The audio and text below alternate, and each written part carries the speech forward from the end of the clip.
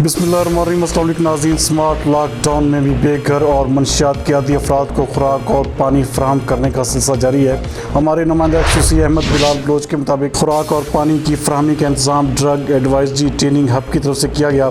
Consultant इंसदाद मंशियात मुहिम Syed Zulfiqar Hussain Shah, Shahid Khan, Mohammad Uwais, incharge school program Syed Mohsin और सैयद शाहद ने खुराक और पानी तकसीम किया।